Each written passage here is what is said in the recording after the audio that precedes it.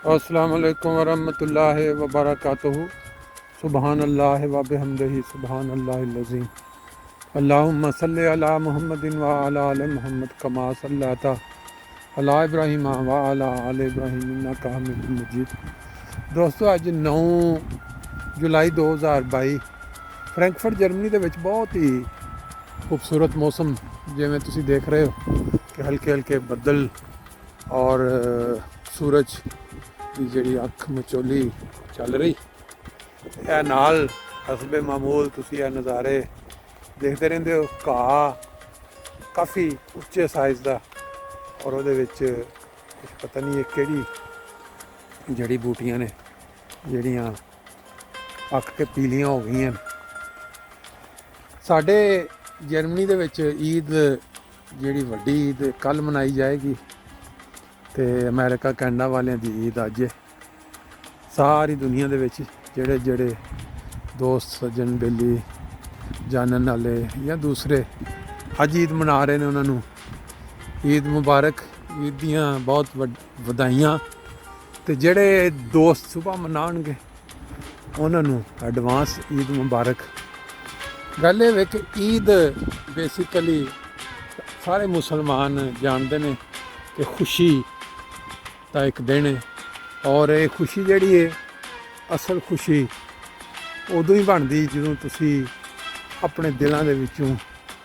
ਦੂਜਿਆਂ ਲੋਕਾਂ ਵਾਸਤੇ ਜਿਹੜੀਆਂ ਕਦੂਰਤਾਂ ਪਾਈਆਂ ਜਾਂਦੀਆਂ ਨੇ ਉਹਨਾਂ ਨੂੰ ਦੂਰ ਕਰੋ। ਇਸੇ ਤਰ੍ਹਾਂ ਹੀ ਉਹਨਾਂ ਲੋਕਾਂ ਨੂੰ ਵੀ ਆਪਣੀਆਂ ਖੁਸ਼ੀਆਂ 'ਚ ਸ਼ਾਮਲ ਕਰੋ ਜਿਹੜੇ ਸਾਰਾ ਸਾਲ ਬਾਜ਼ ਔਕਾਤ ਖਾਣੇ ਤੋਂ, ਆਪਣੀ ਪੇਟ ਦੀ ਭੁੱਖ ਬੁਝਾਉਣ ਤੋਂ ਮਜਬੂਰ ਹੋ ਜਾਂਦੇ। ਅਕਸਰ ਉਹ ਬੇਸ਼ਤਰ ਤੁਸੀਂ ਦੇਖਿਆ ਹੋਏਗਾ ਯੂਰਪ 'ਚ, ਬਲਕਿ ਜਿੰਨੇ ਤਰੱਕੀ ਯਾਫਤਾ ਮਮਾਲਕ ਨੇ, ਪੂਰਾ ਸਾਲ ਫਰਿੱਜਾਂ ਜਿਹੜੀਆਂ ਨੇ ਉਹ ਗੋਸ਼ਤ ਦੇ ਨਾਲ ਭਰੀਆਂ ਪਈਆਂ ਹੁੰਦੀਆਂ, ਅਤੇ ਇਨਸਾਨ ਗੋਸ਼ਤ ਸਾਹਮਣੇ ਪਿਆ ਹੁੰਦਾ ਲੇਕਿਨ ਖਾਣ ਦੇ ਕਾਬਲ ਨਹੀਂ ਰਹਿੰਦਾ। ਕਿਉਂਕਿ ਇੱਕ ਚੀਜ਼ ਜਦੋਂ ਤੁਸੀਂ ਬਾਰ ਖਾਂਦੇ ਹੋ ਉਹਦੇ 'ਚ ਤਬੀਅਤ ਜਿਹੜੀ ਉਹ ਚਾਟ ਵੀ ਹੋ ਜਾਂਦੀ, ਅਤੇ ਫਿਰ ਦੂਜਾ ਮਾਮਲਾ ਜਿਹੜਾ ਉਹ ਸਿਹਤ ਦਾ ਵੀ ਹੁੰਦਾ ਕਿ ਜਦੋਂ ਟੂ ਮੱਚ ਗੋਸ਼ਤ ਖਾਧਾ ਜਾਵੇ ਉਹਦੇ ਨਾਲ ਫਿਰ ਕਈਆਂ ਬਿਮਾਰੀਆਂ ਜਿਹੜੀਆਂ ਨੇ ਪੈਦਾ ਹੋ ਜਾਂਦੀਆਂ। ਇੱਕ ਦੋਸਤ ਨਾਲ ਗੱਲ ਹੋ ਰਹੀ ਸੀ ਅਤੇ ਉਹਨੇ ਜ਼ਿਕਰ ਕੀਤਾ ਕਿ ਉਹਨੇ ਆਪਣਾ ਕੀ ਕਹਿੰਦੇ ਨੇ ਪਿਛਲੇ ਸਾਲ ਦੀ ਸ਼ਾਇਦ ਜ਼ਿਕਰ ਕਰੇ ਕਿ ਈਦ ਦੇ ਮੌਕੇ 'ਤੇ ਗੋਸ਼ਤ ਚੰਗਾ ਜ਼ਿਆਦਾ ਖਾ ਲਿਆ, ਚੰਗਾ ਭਲਾ ਠੀਕ ਠਾਕ ਸਿਹਤਮੰਦ, ਅਤੇ ਬਾਅਦ ਦੇ ਵਿੱਚ ਫਿਰ ਆਪਣਾ ਕਹਿੰਦਾ ਜੀ ਸ਼ਾਮ ਨੂੰ ਦੁੱਧ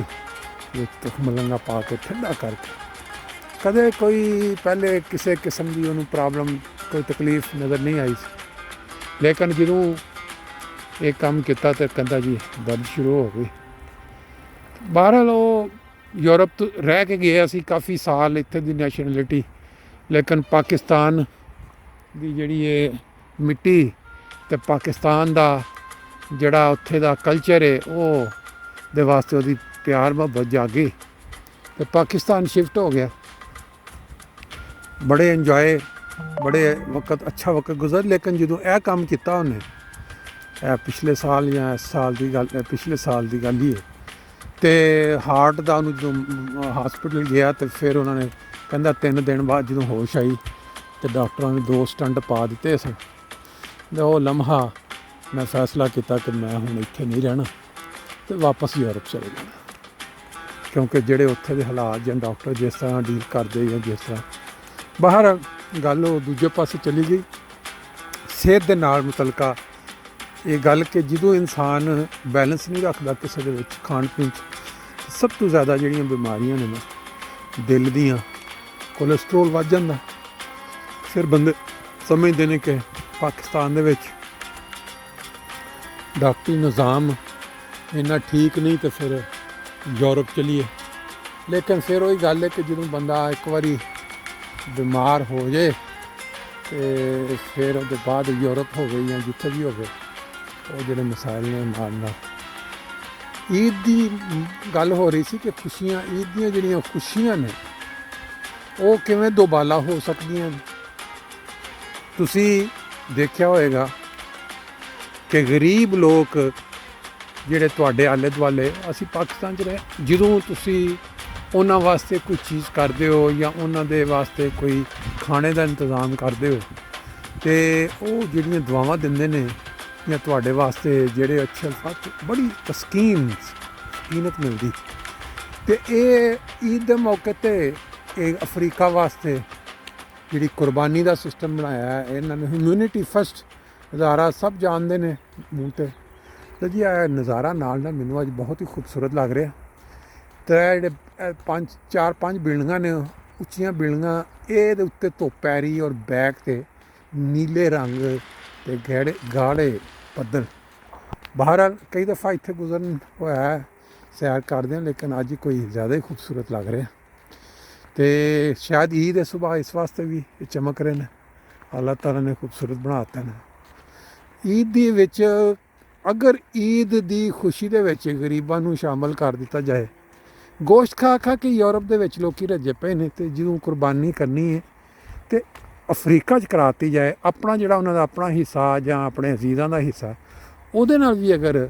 ਕੋਈ 2 ਦਰਜਨ ਜਾਂ ਦਰਜਨ ਦੂਸਰੇ ਗਰੀਬਾਂ ਦਾ ਪੇਟ ਭਰਿਆ ਜਾਏਗਾ ਉਹ ਤੁਹਾਨੂੰ ਨਜ਼ਰ ਤਾਂ ਨਹੀਂ ਇੱਥੇ ਆਉਣਾ ਕਿ ਹੋਇਆ ਲੇਕਿਨ ਉਹ ਜਿਹੜਾ ਇੱਕ ਈਮਾਨ ਹੁੰਦਾ ਇਨਸਾਨ ਦਾ ਗਾਇਬ ਤੇ ਕਿ ਜਦੋਂ ਵੀ ਇੱਕ ਗਰੀਬ ਨੂੰ ਖੁਰਾਕ ਪਹੁੰਚੇਗੀ ਖਾਣਾ ਤੇ ਉਹਦੀਆਂ ਜਿਹੜੀਆਂ ਦੁਆਵਾਂ ਨੇ ਉਹ ਤੁਹਾਨੂੰ ਜ਼ਰੂਰ ਪਹੁੰਚਣਗੀਆਂ ਔਰ ਉਹ ਖੁਸ਼ੀ ਦਾ ਬਾਇਸ ਬਣਨਗੀਆਂ ਅੱਲਾਹ ਤਾਲਾ ਸਾਰੇ ਜਿਹੜੇ ਦੋਸਤ ਅੱਜ ਈਦ ਮਨਾ ਰਹੇ ਨੇ ਉਹਨਾਂ ਦੀ ਜਿਹੜੀ ਅੱਜ ਦੀ ਖੁਸ਼ੀ ਹੈ ਉਹ ਵੀ ਔਰ ਜਿਨ੍ਹਾਂ ਨੇ ਸਵੇਰੇ ਈਦ ਮਨਾਉਣੀ ਹੈ ਉਹਨਾਂ ਦੀ ਜਿਹੜੀ ਖੁਸ਼ੀ ਹੈ ਉਹਨੂੰ ਜ਼ਿੰਦਗੀਆਂ ਵਾਸਤੇ ਦਾਇਮੀ ਖੁਸ਼ੀ ਬਣਾ ਦੇਵੇ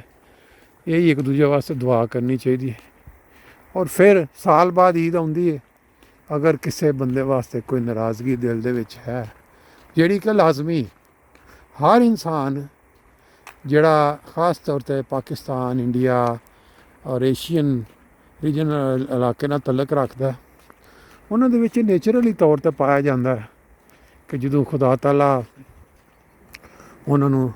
ਮਾਲ ਦੇ ਦਿੰਦਾ ਤਰੱਕੀ ਕਰ ਜਾਂਦੇ ਨੇ ਅਤੇ ਉਹਨਾਂ ਦੀਆਂ ਨਜ਼ਰਾਂ ਜਿਹੜੀਆਂ ਨੇ ਨਾ ਬਦਲਣੀਆਂ ਸ਼ੁਰੂ ਹੋ ਜਾਂਦੀਆਂ ਨੇ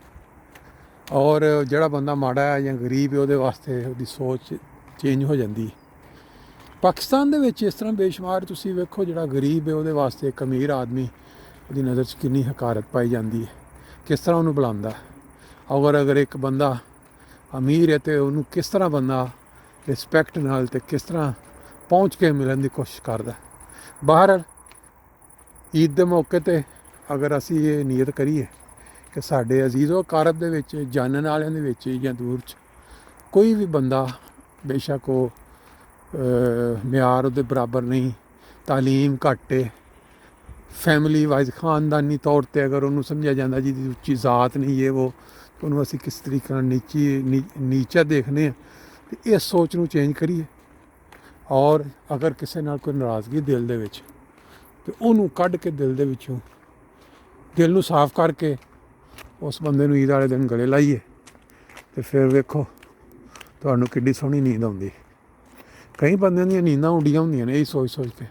ਕਿ ਯਾਰ ਫਲਾਣੇ ਬੰਦੇ ਨੇ ਮੇਰੇ ਨਾਲ ਜ਼ਿਆਦਤੀ ਕੀਤੀ ਸੀ ਅਤੇ ਹੁਣ ਜਦੋਂ ਸਾਹਮਣੇ ਆਏਗਾ ਅਤੇ ਫਿਰ ਮੈਂ ਉਹਨੂੰ ਸਬਕ ਸਿਖਾਵਾਂਗਾ ਅਤੇ ਜੇ ਨੀਅਤ ਹੀ ਸਾਫ਼ ਕਰ ਲਿੱਤੀ ਜਾਏ ਕਿ ਬਈ ਕਿਸੇ ਵਾਸਤੇ ਦਿਲ 'ਚ ਜ਼ਰੂਰਤ ਰੱਖਣੀ ਨਹੀਂ ਅਤੇ ਮੇਰਾ ਖਿਆਲ ਹੈ ਜਿਹੜੀ ਨੀਂਦ ਉਹ ਸਕੂਨ ਦੀ ਆਟੋਮੈਟਿਕ ਆਏਗੀ ਅੱਲਾਹ ਤਾਲਾ ਸਾਰੀ ਦੁਨੀਆ ਦੇ ਵਿੱਚ ਜਿੰਨੇ ਵੀ ਜਾਣਨ ਵਾਲੇ ਜਿਹੜੇ ਆ ਜਿਨ੍ਹਾਂ ਤੱਕ ਆਵਾਜ਼ ਪਹੁੰਚ ਰਹੀ ਹੈ ਉਹਨਾਂ ਦੀਆਂ ਈਦਾਂ ਜਿਹੜੀਆਂ ਨੇ ਈਦਾਂ ਦੀ ਖੁਸ਼ੀ ਜਿਹੜੀ ਹੈ ਉਹਨਾਂ ਵਾਸਤੇ ਦਾਇਮੀ ਬਣਾ ਦੇਵੇ ਉਹਨਾਂ ਦੇ ਦਿਲ ਜਿਹੜੇ ਨੇ ਆਪਣੇ ਜਾਣਨ ਵਾਲਿਆਂ ਵਾਸਤੇ ਦੋਸਤਾਂ ਯਾਰਾਂ ਅਜ਼ੀਜ਼ਾਂ ਵਾਸਤੇ ਸਾਫ਼ ਕਰ ਦੇ ਕਿਉਂਕਿ ਜਿਹੜੀਆਂ ਨਾਰਾਜ਼ਗੀਆਂ ਪਾਲ ਕੇ ਦਿਲਾਂ ਦੇ ਵਿੱਚ ਈਦਾਂ ਕੀਤੀਆਂ ਜਾਂਦੀਆਂ ਨੇ ਉਹਨਾਂ ਈਦਾਂ ਦਾ ਕੋਈ ਮਾਨ ਹੀ ਨਹੀਂ ਫਿਰ ਈਦਾਂ ਸਿਰਫ ਆਪਣੇ ਖਾਣ ਪੀਣ ਜੋਗਾ ਆਪਣੀਆਂ ਖੁਸ਼ੀਆਂ ਵਾਸਤੇ ਔਰ ਅਗਰ ਗਰੀਬਾਂ ਨੂੰ ਸਾਥ ਨਾ ਰੱਖਿਆ ਜਾਏ ਗਰੀਬਾਂ ਦਾ ਨਾ ਸੋਚਿਆ ਜਾਏ ਉਹ ਵੀ ਈਦ ਦਾ ਕੋਈ ਮਕਸਦ ਨਹੀਂ ਬਣਦਾ